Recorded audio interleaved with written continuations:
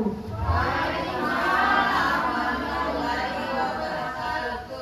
Apa kabar semuanya Bapak Ibu? Mari tetap semangat. Kita tepuk semangat dulu. Tepuk semangat.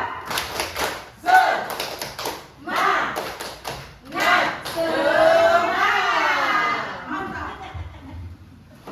Baiklah, saya akan memaparkan pola pikir bertumbuh sesuai dengan yang saya ikuti pada pelatihan yang tepatnya tanggal 15 bersama dengan Pak Ahmad di SDN 10 Toli. Kalau orang berpikir dengan growth mindset, maka dia yakin masalah yang hanya sedikit itu jalan keluarnya banyak. Karena itu jangan menyerah, jangan putus asa, yakinlah ada jalan keluarnya.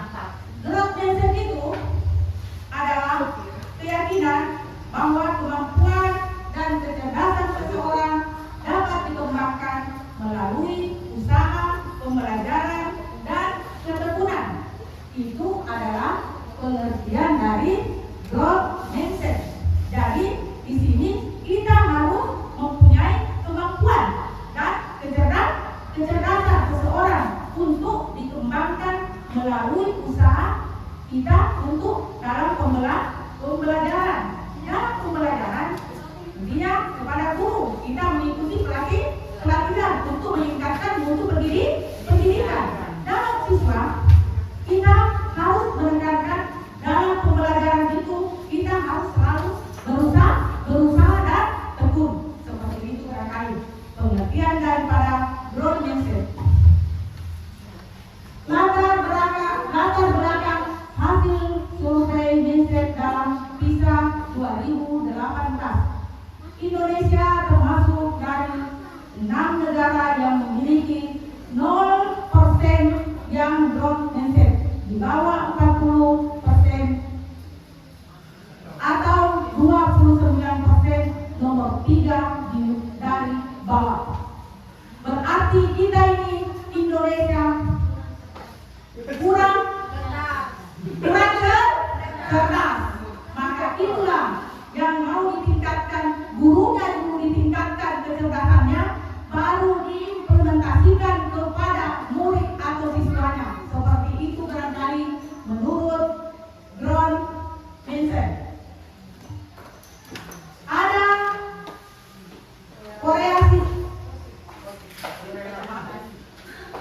Ada korelasi positif antara jumlah murid yang growth mindset dengan hasil akademik di suatu negara.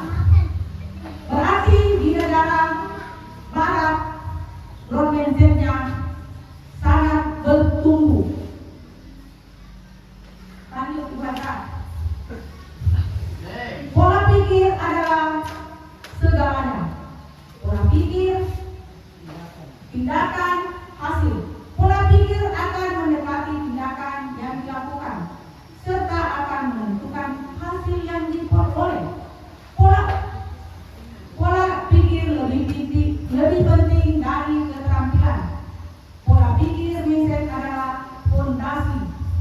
Di sini kita lihat dari penjelasan awal kita sudah mengetahui bahwa pola pikir mindset itu adalah fondasi untuk menentukan bagaimana siswa kita bisa bermutu pendidikannya. Seperti itu.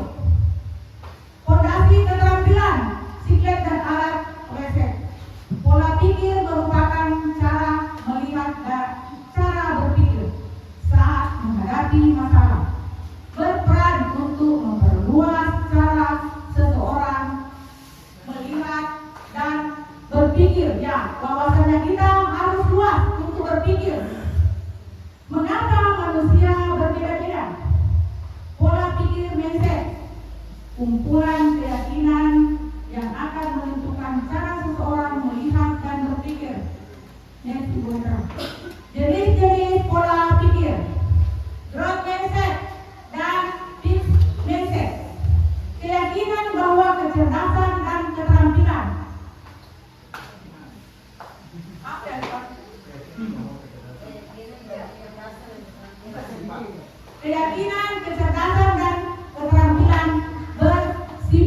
Keyakinan bahwa kecerdasan dan keterampilan bisa berarti kalau kita tidak cerdas pasti kita terampil. Seperti ini barangkali. Lanjut. Pola pikir tetap dan pola pikir bertumbuh. Pola pikir bertumbuh menghindar, menyerang, mubazir, serangan, ancaman. Menghindar,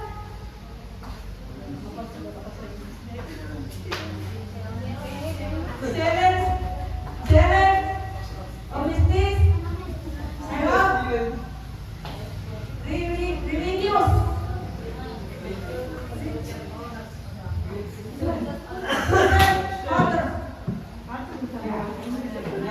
kemudian pola pikir tetap pola pikir bertumbuh, belajar cara mengenali suara yang dikenal dengan PPT, pola pikir tetap, suara yang menimbulkan kekhawatiran dalam menghadapi tantangan. Sadari bahwa kita punya pilihan. Berbicara kembali dengan suara PPT, pola pikir bertumbuh, suara yang menimbulkan optimisme dalam menghadapi tantangan. Di sini pola pikir tetap, kita tidak mau berubah. Kalau kita melakukan suatu kesalahan, kita tidak mau berubah. Tetapi kalau di pola pikir bertumbuh, kita harus mau berubah. Dari yang kita tidak tahu menjadi ingin tahu, seperti itu. Suara pola pikir tetap. Kalau saya gagal, saya tidak mampu.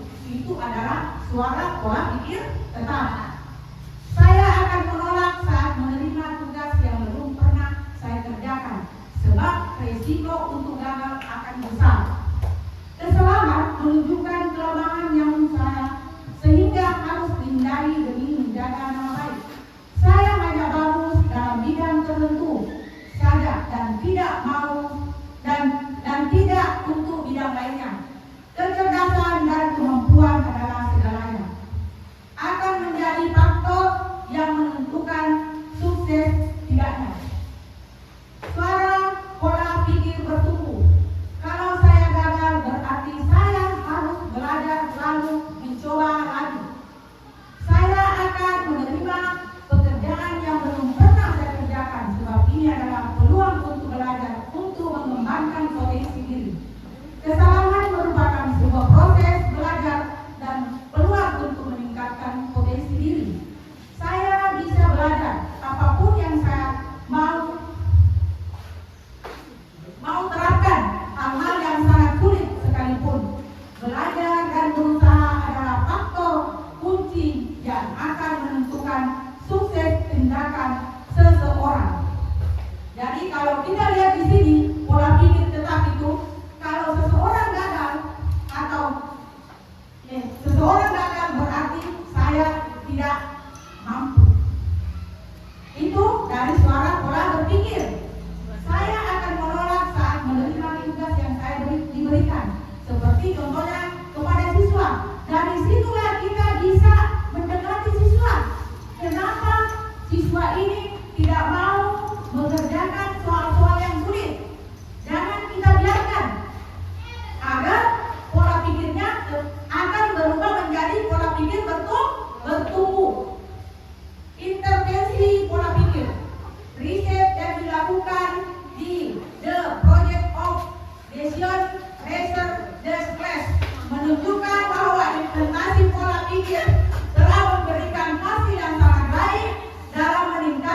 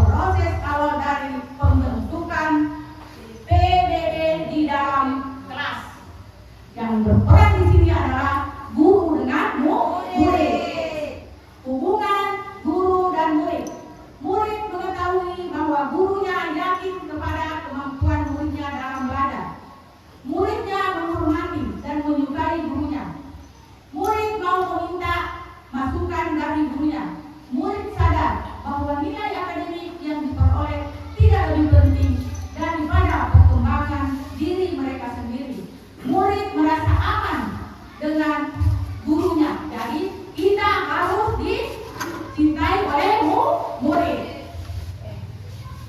Pujian pribadi. Kamu memang berbakat dalam matematika. Kamu pintar sekali. Kamu anak yang baik. Wow, kamu seorang seniman yang luar biasa. Kamu memang terlahir menjadi seorang penulis. Jadi apa kemampuannya anak-anak tidak boleh kita mematahkan semangatnya. Kita harus terus memberi motivasi karena dia diberi kebebasan untuk berpikir. Ya. Kemudian proses. Kamu butuh materi matematika yang akan menantang otakmu. Kamu telah menggunakan strategi yang tepat untuk menjawab soal ini. Kamu patut diapresiasi untuk usahamu yang sangat baik. Kamu telah memperlihatkan hasil latihan melukismu selama ini. Kamu mampu memilih kata-kata yang sangat baik dalam tulisanmu. Ya, kita harus selalu memberikan pujian kepada siswa kita atau murid kita. Target forma dan target pembelajaran. Di dalam ruang kelas ada dua target, yaitu target forma untuk membuat seseorang terlihat pintar seperti mendapatkan nilai A untuk bahasa Inggris. Target pembelajaran untuk membantu seseorang untuk belajar seperti mampu untuk berkomunikasi dalam bahasa Inggris. Pembelajaran berbasis otak atau neuron. Pola pikir bertumbuh memiliki potensi, memiliki fondasi ilmiah yang sangat, yaitu neuroscience murid yang mengalami kesulitan dalam belajar, tapi terus bertahan, mencoba lagi, ternyata akan memicu aktivitas otak, sehingga sangat tepat untuk digunakan dalam PM, peta pemikiran. Menyusun peta pikiran. Proses penyusunan peta pikiran dimulai dari tengah dengan membuat pusat kontrol atau ide, lalu membuat cabang utama basic ordering yes. Selanjutnya membuat metode dari Tirkati pada setiap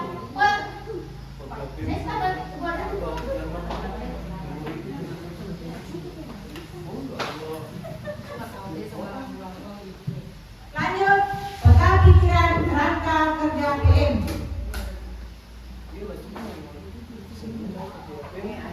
Surface learning. Berpindah dari surface learning ibarat keluar dari zona nyaman yang harus melewati zona ketakutan agar bisa masuk ke deep learning, yaitu zona pembelajaran. Oleh karena itu, growth mindset dibutuhkan agar bisa menghilangkan rasa takut untuk berhadapan dengan hambatan. Itu tujuan growth mindset. Kementerian Pendidikan Dasar dan Menengah. Dimensi profil. Profil lulusan merupakan fokus profil lulusan yang akan dicapai, yaitu keimanan, ketakwaan, Tuhan yang terhadap Tuhan Yang Maha Esa, kewargaan, kreativitas, penalaran kritis, kolaborasi, kemandirian, kesehatan, dan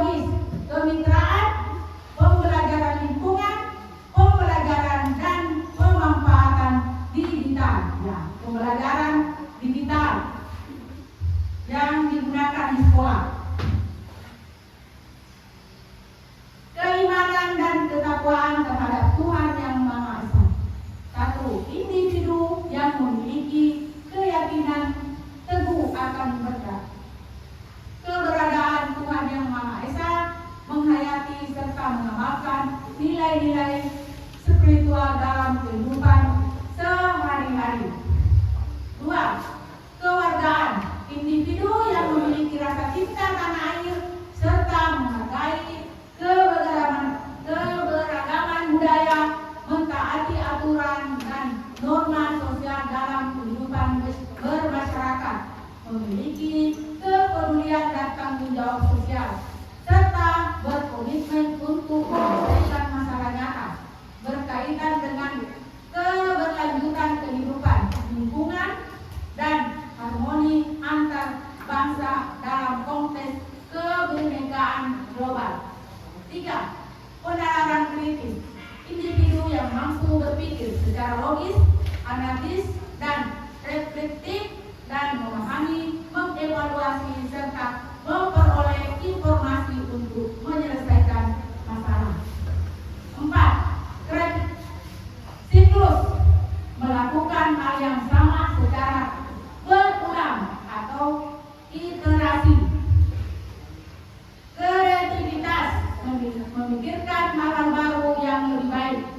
Kemudian melakukan hal-hal yang baru dan lebih baik. Namanya inovasi. Next.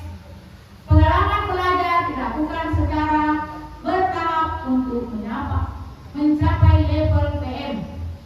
Pengetahuan esensial, pengetahuan aplikatif, pengetahuan nilai dan karakter. Pendalaman pengetahuan, revolusi diri. 2 bagian karakter. Discona dan Davidson membuat definisi baru dari karakter, yaitu karakter formal untuk meraih prestasi yang tinggi, karakter moral untuk berbuat baik dan benar. Integrasi karakter ke akademik. Bagaimana kaitan dari materi yang diajarkan dengan kehidupan sehari-harinya, ada dampak positif atau manfaat yang diperoleh bila materi pelajaran itu diterapkan dengan baik dan benar. Sebaiknya, apa dampak negatif atau kerugian kalau sekiranya materi diterapkan secara tidak benar atau menyimpang dari yang seharusnya.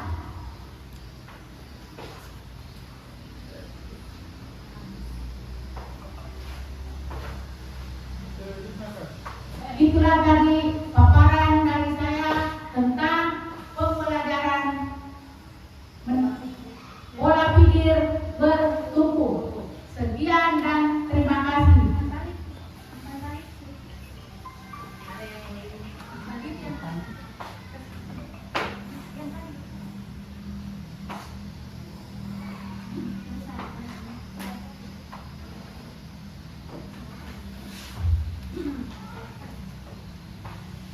Ya, kita lihat bersama integrasi karakter ke akademik.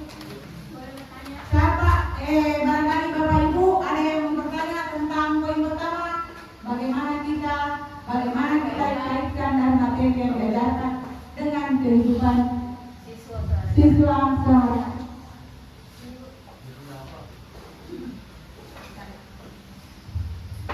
Ya, terima kasih. Tadi saya simak cara membacanya luar biasa, apalagi bahasa Inggris luar biasa. Kita lihat dulu luar biasa. Saya setengah mati pada biasa. Jadi setelah tadi saya simak tentang menuju ke pembelajaran mengajar, ada pola yang harus kita pahami untuk anak-anak. Jadi ini untuk guru ke siswa.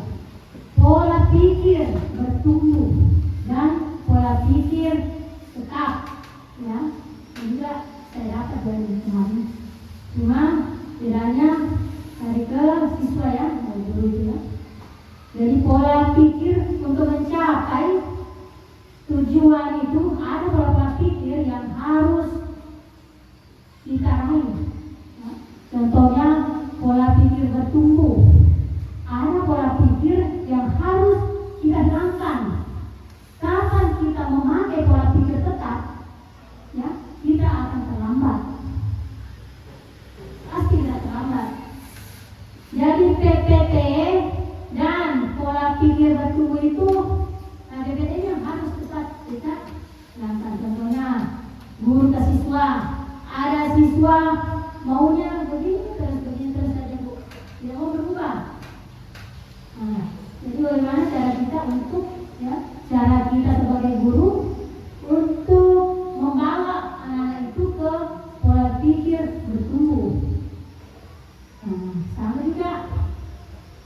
ini kepala sekolah ke guru, ya. Pola pikir tetapnya itu harus dihilangkan. Pola pikir tetap itu orang yang tidak mau berubah, itu pola pikir tetap namanya, ya. Jadi saya ulang, pola pikir itu kalau kita selalu kita ada yang nyaman, maka kita buruk, suka yang nyaman saja, tidak mau kita berubah. Kalau ini memang karena kita begini saja, nyaman saja. Itu pola pikir yang harus dihilangkan untuk kita sebagai seorang guru. Selalu berada di area nyaman, orang bilang. Nah, seharusnya kita sudah berada di pola pikir bertumbuh kita. Kita ke sekolah, hari ini kita hadir, besok kita tidak hadir, begitu seterusnya. Berarti pola pikir tetap kita itu masih ada terus dalam diri kita. Nah, jadi itu yang harus kita tinggalkan sudah itu PPT-nya kita. Kalau kita mau menjadi seorang guru yang tidak tertinggal, guru profesional, ya. Saya ibu-ibu dari siswa ada itu guru saya tegur, ya, tegur. Kalau hari ini masuk, 5 hari itu tidak masuk, apa ini? Nah itu berarti pola pikirnya itu masih terpelihara, selalu dia berada di zona nyaman sekali dia rasa. Kalau saya pikir dia tidak marah ini, paling saya marah saya, tidak nih, senang lagi itu. Nah, itu yang harus kita hilang dalam diri, ya. Jadi untuk guru-guruku ini, ya, hilangkan itu pola pikir tetapnya kita. Kita sendiri yang merubah diri kita, bukan orang lain yang merubah kita, tapi diri kita yang berubah dari apa yang kita miliki di PPT itu. Ya, namanya juga manusia itu tidak ada yang sempurna, ya. Karena hari ini A, besok B, ya, besok kita lupa lagi. Jadi sama dengan guru, ya, dengan adanya pengimbasan tentang PPT dengan PPB, dan kita lihat anak-anak kita, siswa kita dalam kelas. Apakah siswa ini hanya begitu terus? Berarti kita harus ubah, ya. Kita ubah polanya kita. Nah itu untuk siswa di dalam kelas. Jangan kita selamanya jadi yang penting tidak ikut dari dia tulis terus, nggak boleh, ya. Kita harus ubah pola pikirnya itu anak kita yang bawa mereka, ya. Seperti itu barangkali ibu ya mas untuk PPT dan PPD. Kapan guru itu tetap menjadi PPT, pola pikir tetap, dia akan menjadi racun di sekolah. Racun itu merusak tekanan yang ada. Bisa dia pengaruhi guru yang lain, bisa dia pengaruhi siswa. Nah itu. Jadi melalui PPT dan PPD ini, ya, mari kita lakukan PPT saja. Kita tinggalkan PPT, pola pikir kita yang tetap, ya. Mari kita bawa pola pikir kita ke pola pikir bertumbuh, selalu ingin memberi yang terbaik, ya, untuk anak-anak kita, karena mereka itu adalah harapan bangsa dan negara. Kalau bukan dari kita, siapa lagi yang mau memberikan yang terbaik untuk anak-anak kita, ya.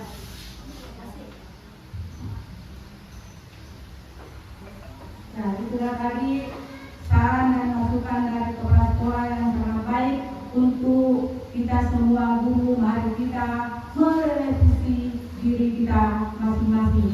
Sekian yang saya dapat paparkan tentang pola pikir bertumbuh. Saya akhiri. Wabillahi taufiq wal hidayah. Assalamualaikum warahmatullahi wabarakatuh.